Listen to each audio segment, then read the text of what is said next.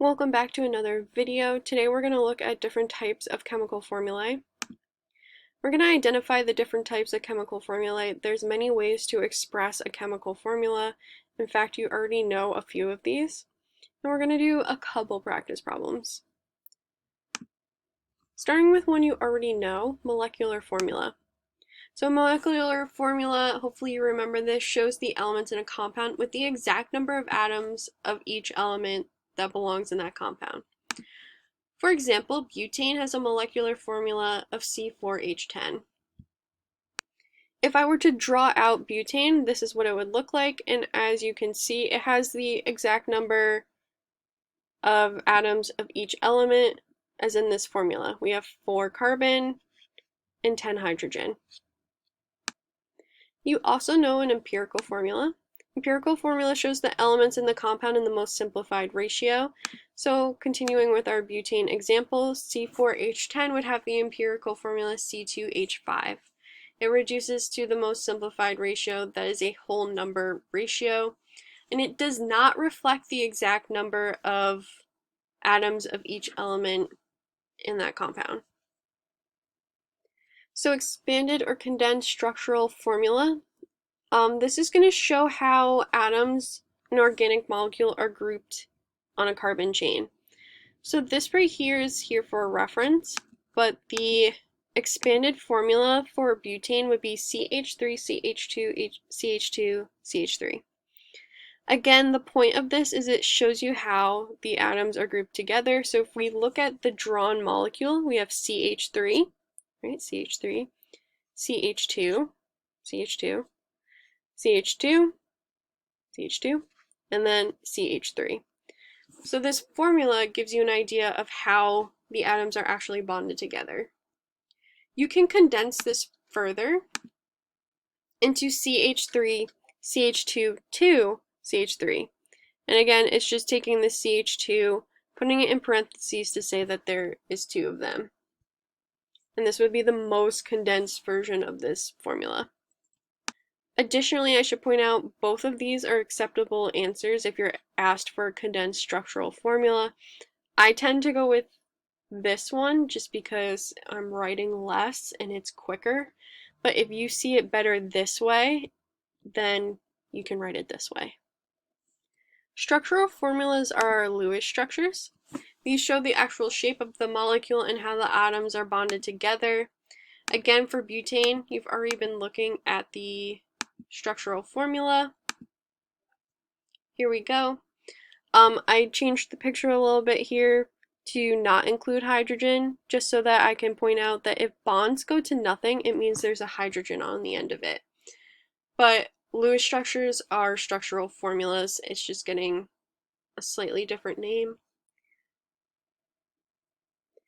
So this formula is going a little outside of Regents' curriculum, but a skeletal formula is a simplified version of the structural formula. This is typically used in college courses, and you might see it in a textbook, especially an AP textbook, which is why I wanted to show it to you. But each point represents a carbon, and unless otherwise specified, it is assumed that hydrogen completes each of the carbon's octets. So here we have our regular structural formula. This would be our condensed structural formula. And then this would be a skeletal formula where each of these points represents a carbon. So if you take a look, each of these is for the same exact molecule. This is pentane. We have 1, 2, 3, 4, 5 carbon. 1, 2, 3, 4, 5 carbon. And then 1, 2, 3, 4, 5 carbon. Again, each point represents a carbon. This one I will not be using and I won't test you on it. I just want to point it out and let you know that it is another formula. And again, you might see it in a textbook, especially if you go on to AP courses. This is more of an aside. This isn't a type of formula, but I just want to point out that there are structure changes that can occur with these molecules. For example, one of those structure changes could be a side chain, which looks like a branch coming off of our main chain of carbons. There can also be other structures like the cyclic ring structure that we looked at in the last video. And additionally, we're also going to start talking about functional groups, which are other structural changes to this basic hydrocarbon. And last but not least, our final topic for today is isomers. Isomers are organic molecules that have the same molecular empirical formulas, but different names and structural formulas. So structurally different, but they have the same formula. To draw an isomer, you're going to have to move the functional group or side chain around in order to draw the molecule. For example, so again, if you don't see anything at the end of a bond, it's a hydrogen. But here we have a straight chain with an OH at the end. The OH is what I would refer to as a functional group. It's something other than a hydrogen attached to our carbon chain. An isomer of this would be this. So again, we still have 1, 2, 3, 4, 5 carbon, but the OH group is bonded to a different carbon. So this has a different structural formula. The OH is not in the same place, which is what makes it in a different structure. But it does have the same molecular formula. If we sit here and count all of the carbon and hydrogen, we have 1, 2, 3, 4, 5 carbon. 1, 2, 3, 4, 5, 6, 7, 8, 9, 10, 11 hydrogen OH. So this is C5H11OH. If we come here, 1, 2, 3, 4, 5 carbon. 1, 2, 3, 4, 5, 6, 7, 8, 9, 10, 11.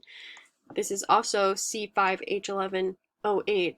So same molecular formula, but different structure because that OH is bonded to a different carbon. Now these problems can be a little difficult because they're entirely visual. If you're a visual person, you would probably really like this unit. If you're not so visual, it can be a little harder to see. But here we have a formula, a structural formula of this compound. Which of the options is an isomer of our original structure? Hopefully you picked option number 2, but let's go through why. The easiest way to do this is to try to eliminate choices. So if I take a look, I have 1, 2, 3, 4 carbon. First, I'm going to check and see if any of the answer choices have more carbon or less carbon, because those cannot be an isomer. They have to have the same amount of atoms of each element. I have 1, 2, 3, 4, 4, 4, 4. Okay, so 4 carbon. Each of these structures has 4 carbon. That doesn't get rid of anything. I have 1 oxygen. Let's see. 1 oxygen, 1 oxygen, 2 oxygen. Answer choice 3 cannot be an answer because it has to have the same number of oxygen. And same with 4. This has 2 oxygen. So 3 and 4, we get rid of them. They can't have the same molecular formula because they have more oxygen than our original compound. Now let's take a look. I have 1, 2, 3, 4, 5, 6, 7, 8. 1, 2, 3, 4, 5, 6, 7, 8. 1, 2, 3, 4, 5, 6, 7, 8. So that doesn't help us either. But if we take a look, we have the double bond O on carbon, on the N carbon. If we look at this option, we also have the double bond O on the N carbon. These two are the same exact compound. They're just flipped 180 degrees. But if we take a look here, the double bond O is on an entirely different carbon. It's on an internal carbon, which makes this an isomer.